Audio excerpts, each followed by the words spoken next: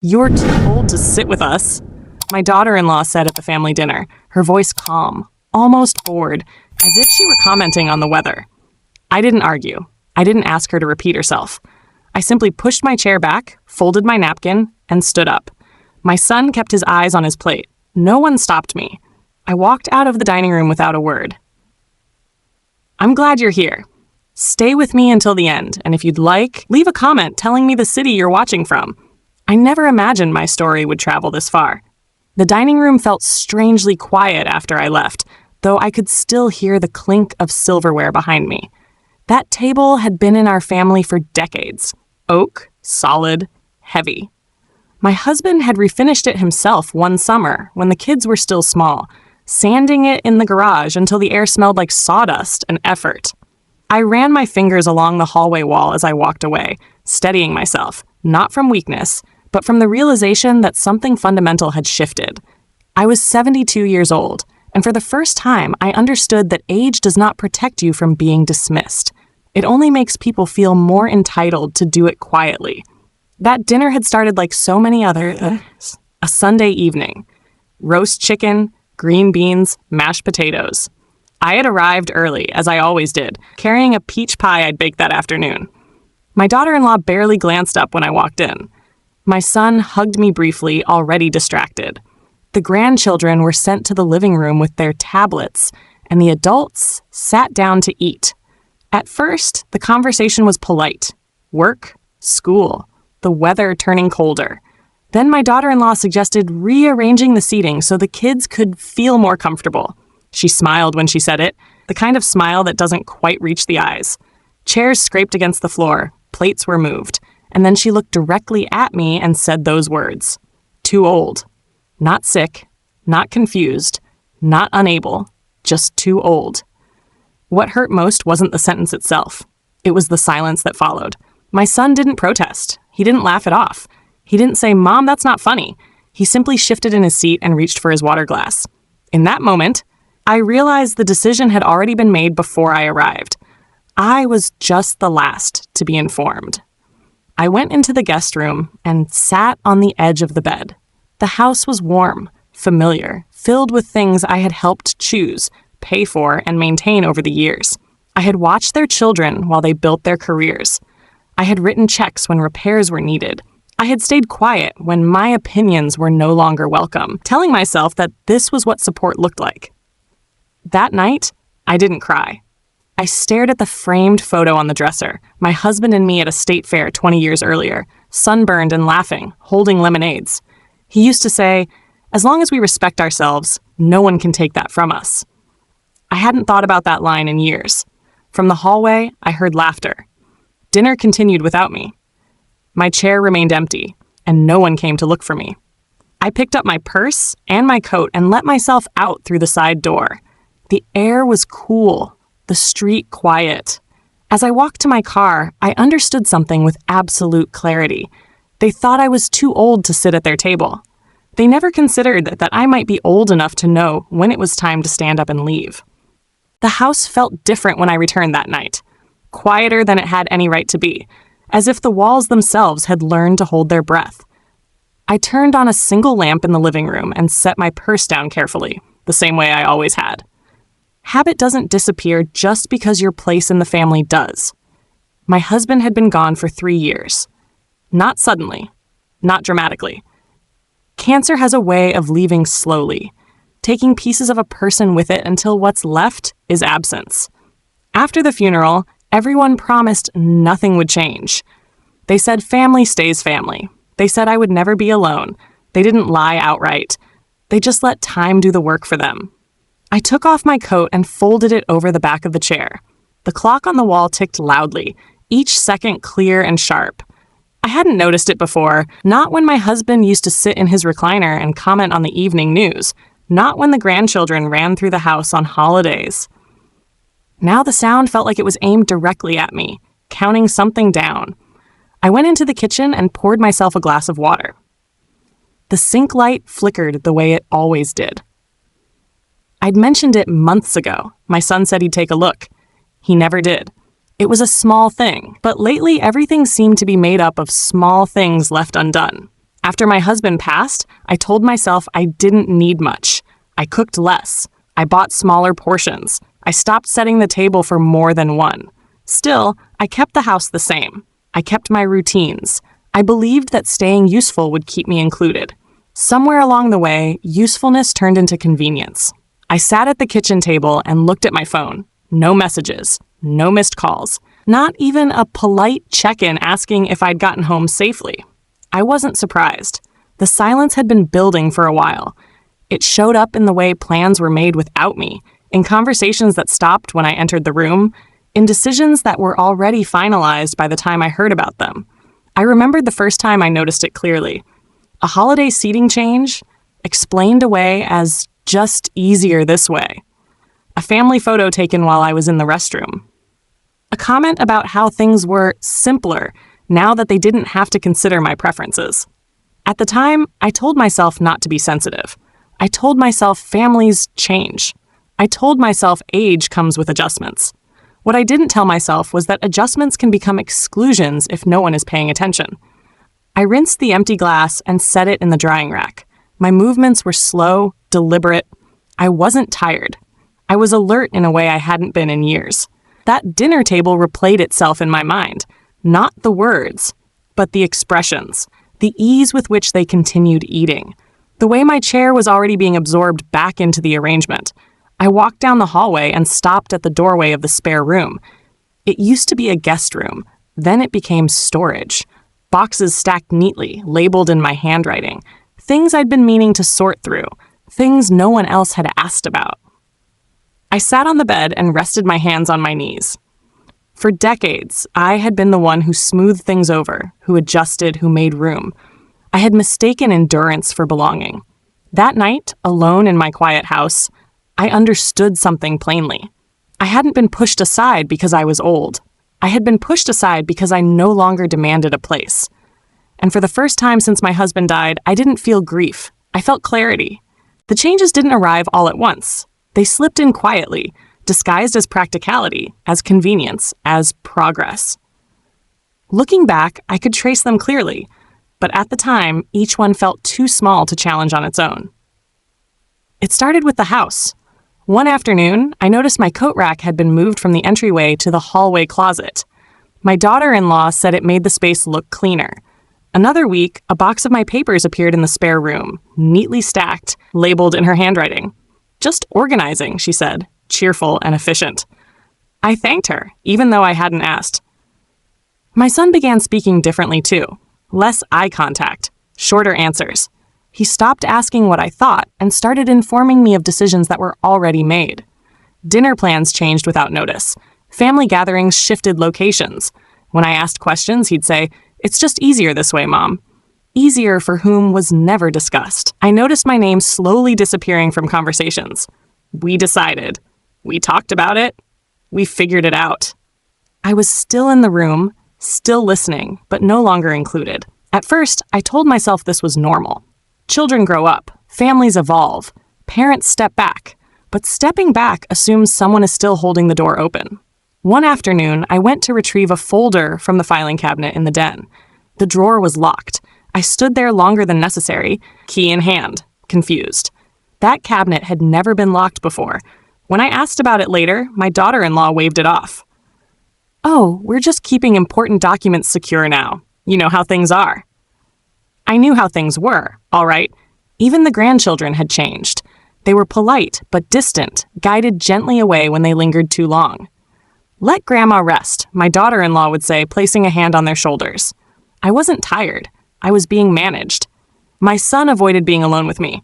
If I caught him in the kitchen, my daughter-in-law would appear moments later, phone in hand, interrupting with a reminder or a question. Conversations that once flowed easily now ended abruptly. I began to feel like a guest in a house I'd once helped build, decorate, and maintain. The realization came quietly one morning when I overheard them talking in the living room. I hadn't meant to listen. I was just passing by. My name came up, spoken in a lowered tone, followed by the phrase, "We'll handle it later." My daughter-in-law's voice was calm. My son agreed without hesitation. Handle what? I wondered.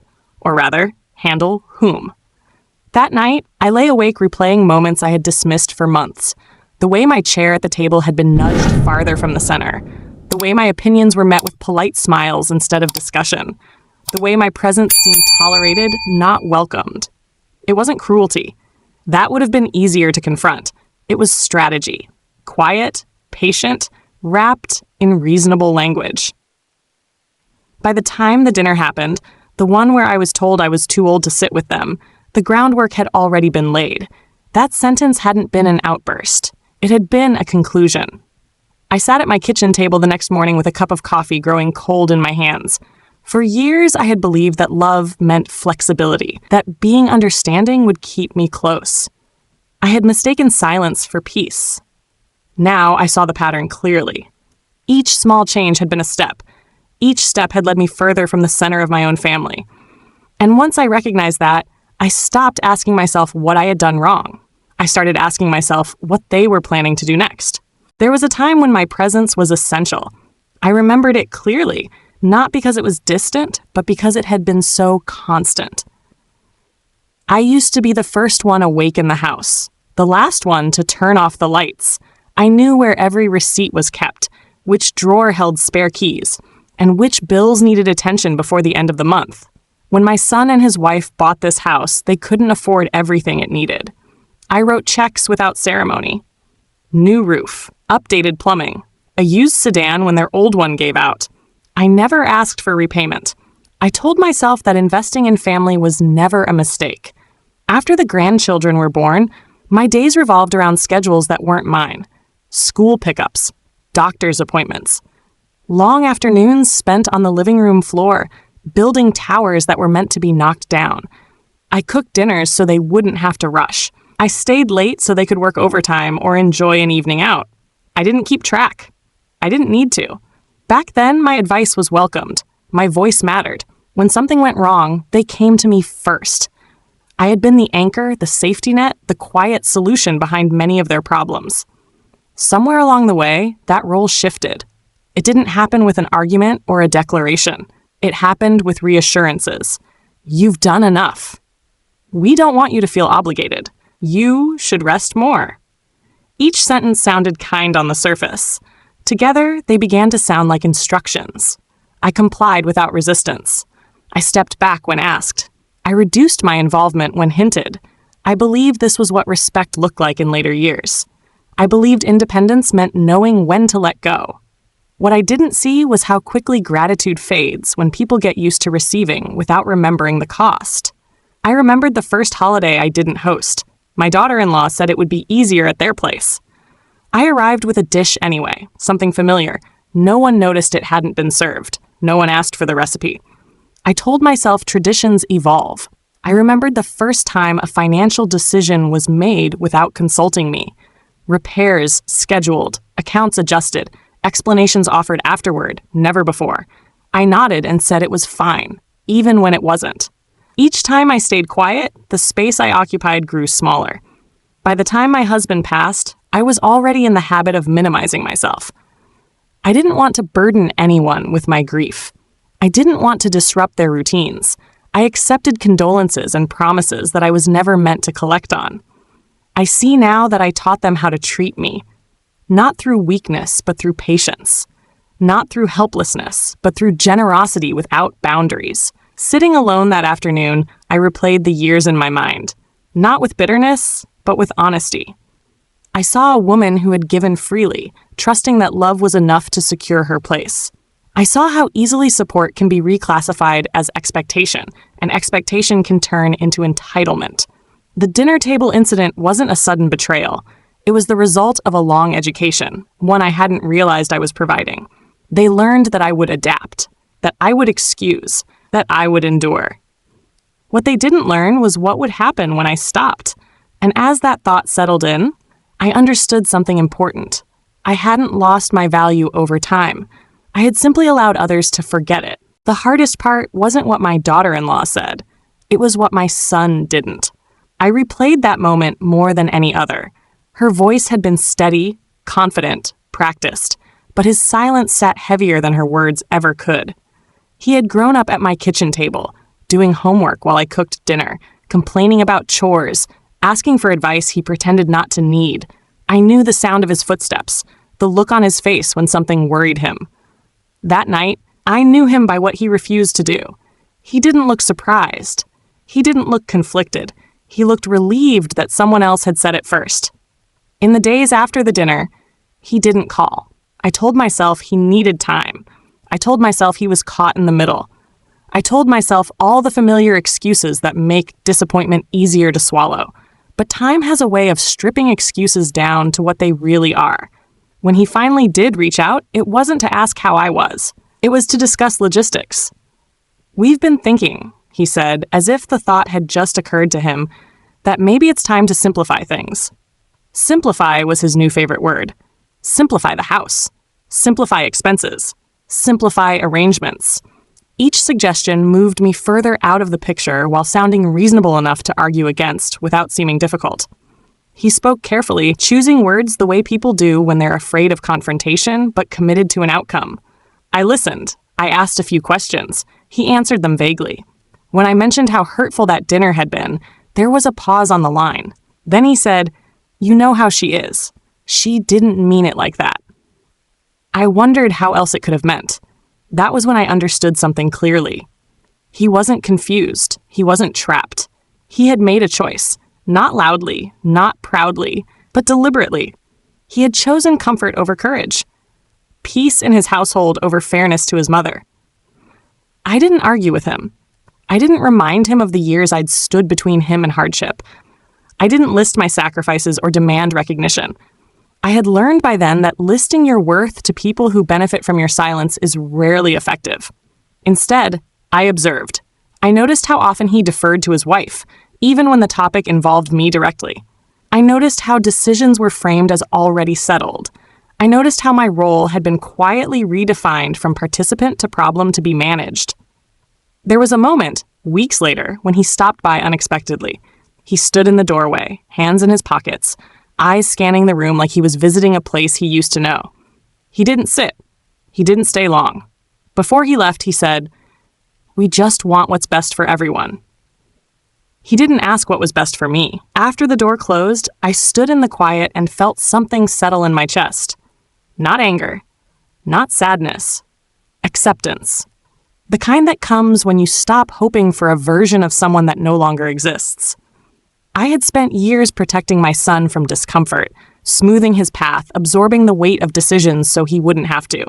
Now, when a moment came that required him to be uncomfortable on my behalf, he chose not to be. That realization hurt more than any insult ever could, but it also clarified something important.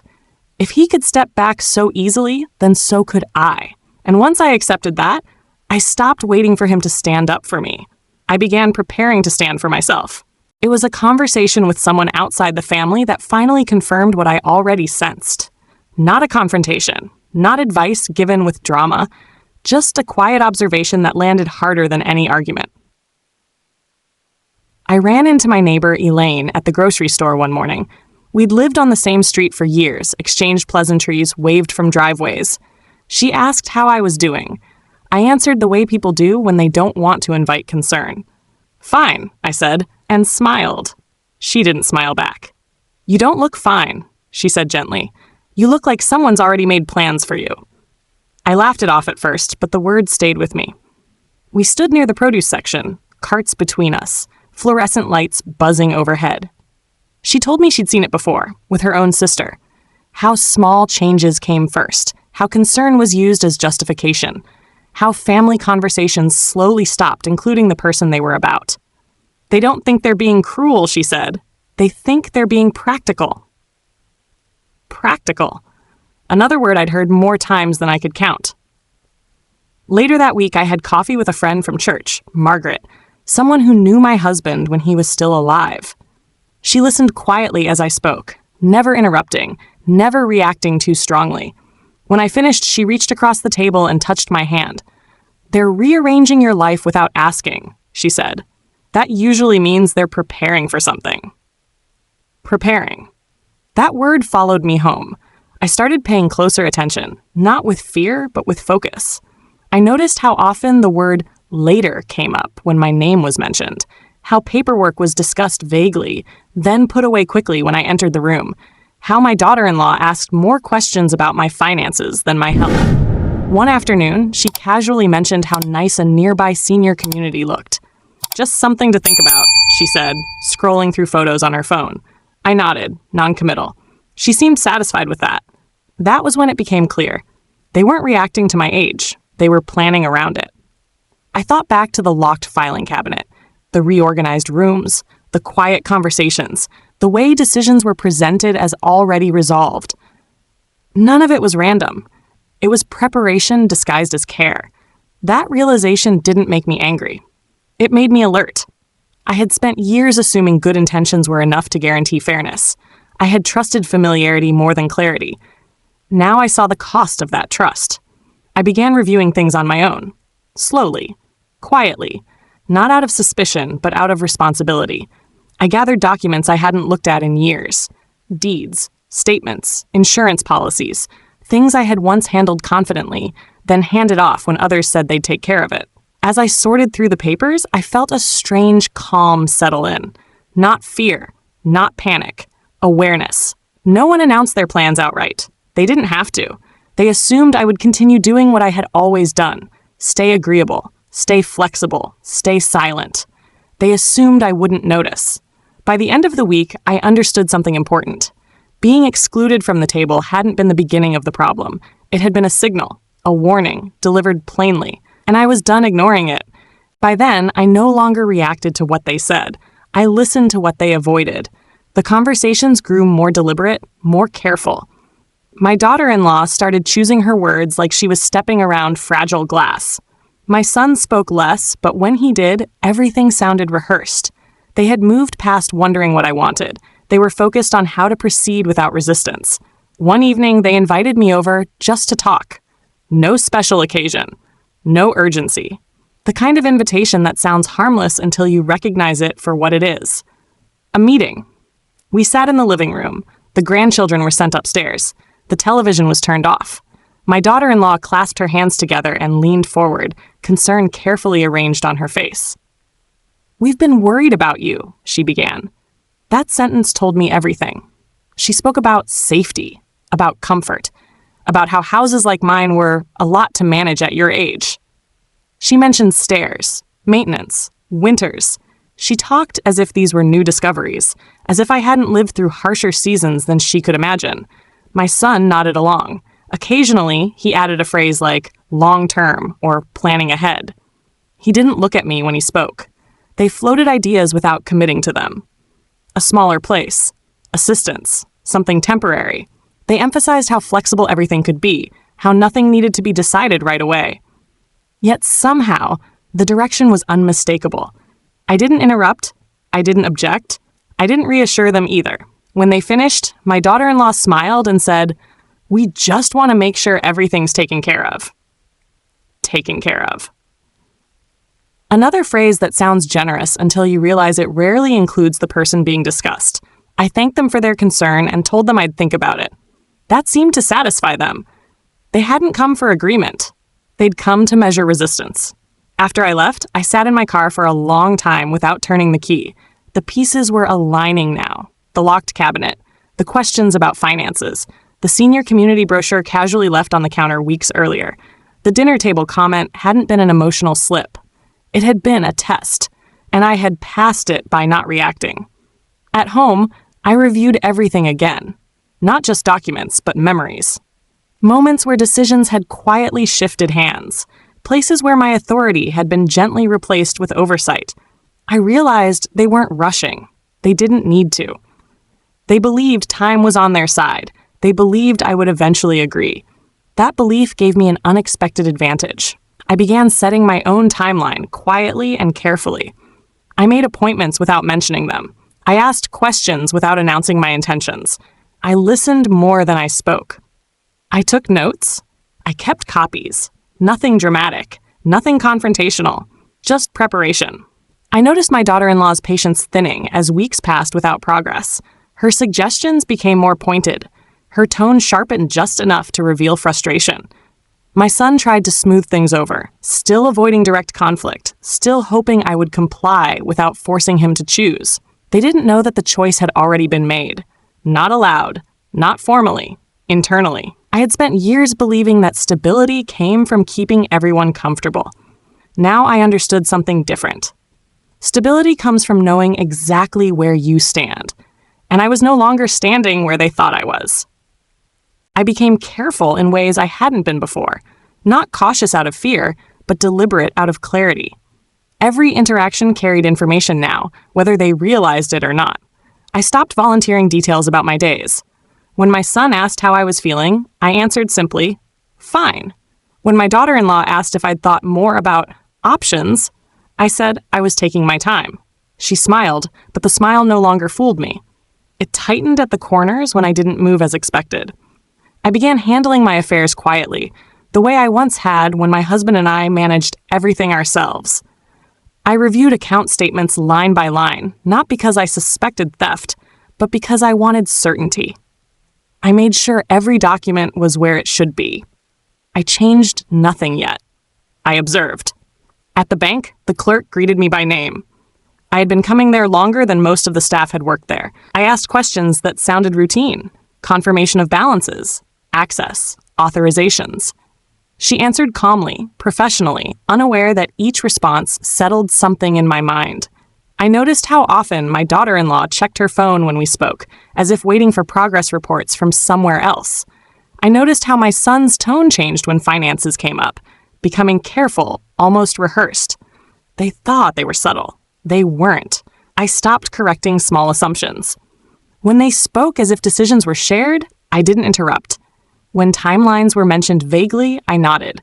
Agreement wasn't required for plans to move forward. Only silence was. At home, I began sorting through personal things, not discarding them, just organizing.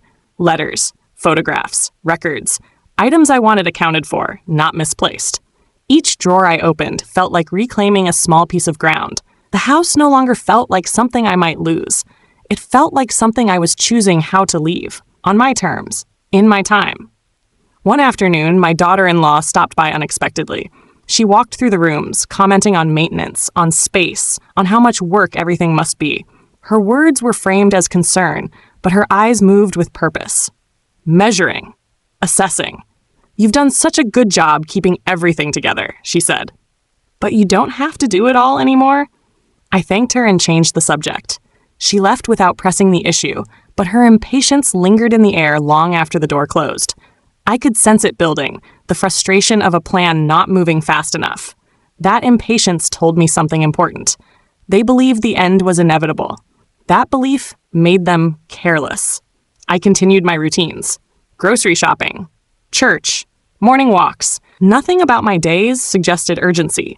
But underneath the surface, everything was aligning. I knew exactly what I had, where it was, and who had access to it. For the first time in years, I slept without waking in the middle of the night. My thoughts were orderly, focused. I wasn't bracing for loss anymore. I was preparing for resolution. They mistook my calm for compliance. They mistook my silence for agreement. They thought I was waiting. I wasn't. I was ready. It happened during an ordinary afternoon, the kind that passes unnoticed unless you're paying attention. My daughter-in-law came by with paperwork she said she needed help understanding. She sat at the kitchen table, spreading documents out neatly, her movements practiced. I recognized the strategy immediately. Ask questions, gauge confidence, look for hesitation. She pointed to a section and said, almost casually, "You've got everything set up, right? Just in case something happens." Something happens. Another phrase designed to sound harmless. I read the page slowly. It wasn't complicated. It was familiar territory. What caught my attention wasn't the document itself, but how eager she seemed for reassurance. She watched my face closely, waiting for confusion, for uncertainty, for any sign that I didn't fully grasp what was in front of me. I didn't give her one. She shifted tactics, mentioned how difficult things could get later, how unpredictable life was, how important it was to make things easy for the family. Her voice softened when she said family, as if the word alone carried authority. Then she said it. "You've done enough for everyone," she told me. "At some point, it's okay to let go." Let go of what, she didn't specify. I looked up from the papers and met her eyes. For just a moment, the polite mask slipped. There it was. Impatience. Calculation, not cruelty. Exactly. Certainty. The kind that comes from believing the outcome is already decided. I nodded and thanked her for bringing the documents by. I told her I'd review everything carefully. She seemed satisfied, but as she gathered her things, she added one more sentence, almost as an afterthought. You know, the kids won't need much. They're set. This is really just about making things simpler for everyone.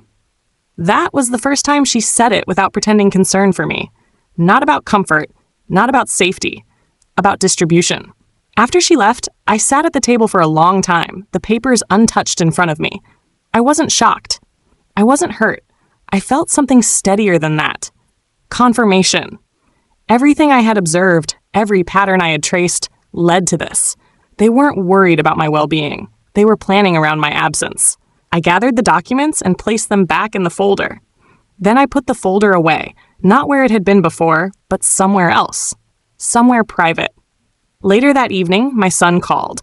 His tone was careful again. He asked how the visit had gone. I told him it was fine. He sounded relieved. Too relieved. He mentioned timelines, not specific dates, just vague references to the future. He said they wanted to be prepared. He said they wanted to avoid complications. I listened until he finished. When the call ended, I didn't feel the need to sit down. My hands were steady. My thoughts were clear. They had finally said enough for me to stop wondering. The concern, the planning, the rearranging. It had never been about helping me live better. It had been about deciding how things would look once I was no longer in the picture. That realization didn't make me feel small. It made me precise. From that point on, I stopped interpreting their words generously. I took them exactly as they were. I stopped assuming confusion where there was intent. I stopped mistaking patience for kindness. They believed they were managing the situation quietly. They didn't realize I had already finished assessing it. And once that assessment was complete, there was nothing left to wait for. The next family dinner came sooner than I expected. Same house, same table, same dishes brought out in the same order, as if routine could smooth over everything that had already happened. This time, I arrived on time, not early. I carried nothing in my hands. No pie, no side dish, no offering meant to earn my place. I took off my coat and sat where I was directed without comment. My daughter-in-law was unusually attentive. She asked if I was comfortable, if I needed anything. Her voice was warm, almost rehearsed. My son smiled more than usual, eager, as if this evening needed to go well for reasons he hadn't explained.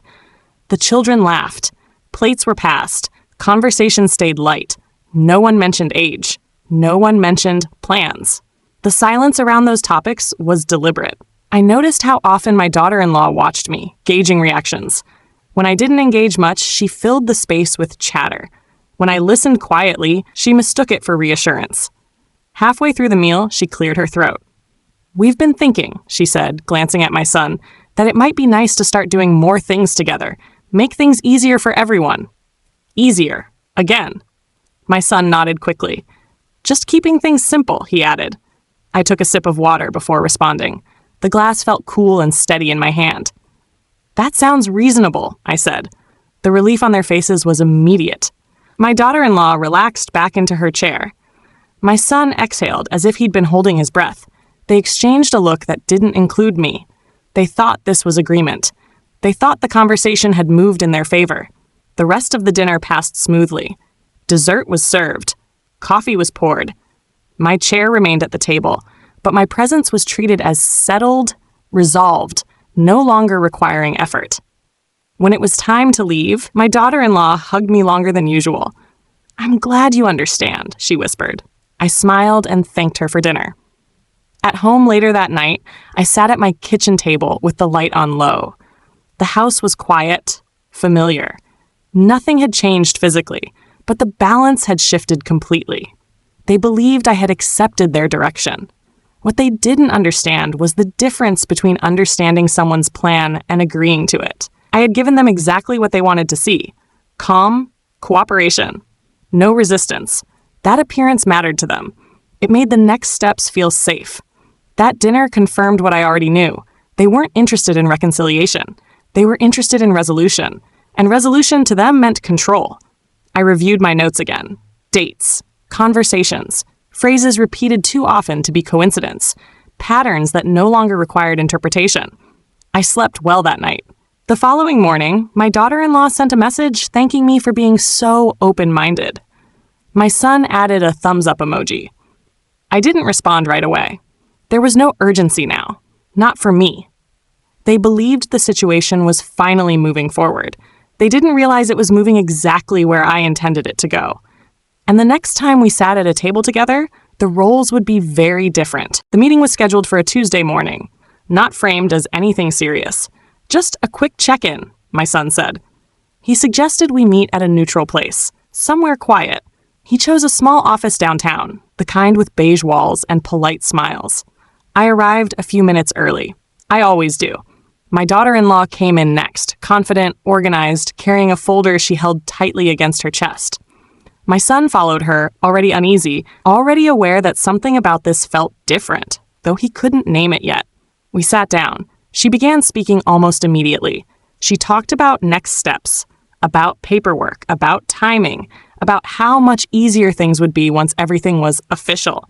She used words like transition and clarity, as if they softened what she was really saying. I let her finish. Then I reached into my bag and placed my own folder on the table. It was thin, neat, complete. I slid it forward, slowly, deliberately. I thought it would be best to bring this, I said. My daughter-in-law paused. Just for a second. She looked at the folder, then at me. My son leaned forward, curious now, alert. Inside were documents they hadn't expected. Updated, signed, verified, arranged quietly weeks earlier while they believed I was considering their suggestions. I didn't raise my voice. I didn't rush. I let the silence do the work. My daughter-in-law opened the folder and flipped through the pages. Her expression changed, piece by piece. Confidence gave way to confusion. Confusion tightened into something sharper. "This isn't what we discussed," she said finally. "I know," I replied.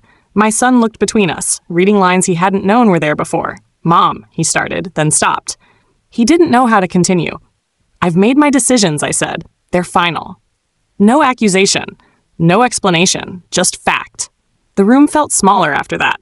My daughter-in-law closed the folder carefully, as if hoping the contents might rearrange themselves if handled gently. They didn't.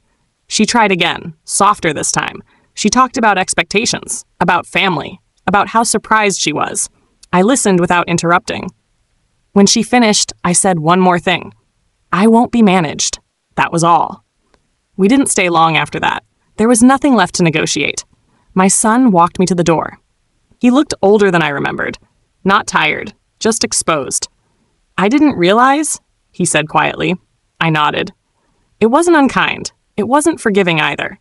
Outside, the air was crisp. The city moved on around me, indifferent, steady.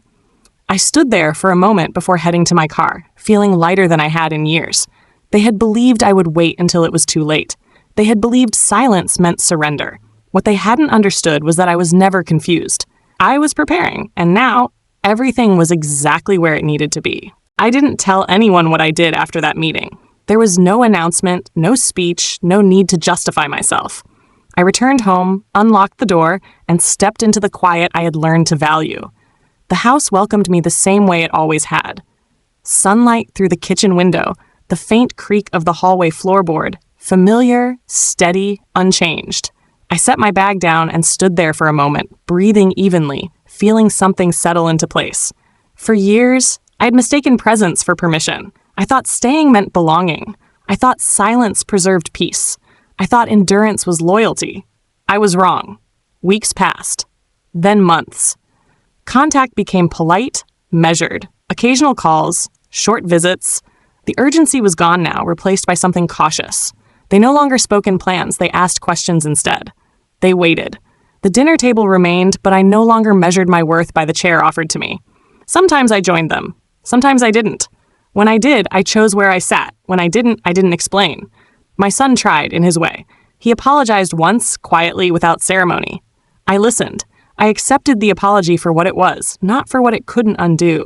We spoke more honestly after that, though never the same as before. Some things don't return to their original shape. They evolve, or they end. My daughter-in-law grew distant, civil, careful. The confidence she once carried so easily was gone. She watched me now, uncertain. Not because I had become unpredictable, because I was no longer available to be managed. That was the difference. One afternoon, I hosted dinner in my own home. Nothing elaborate, simple food, real conversation. I invited only the people I wanted at the table. I set the places myself. When everyone had arrived, I took my seat first. No one commented. No one needed to. As I looked around the table, I felt something I hadn't felt in a long time. Not control, not victory, ownership of my space, my choices, my remaining years.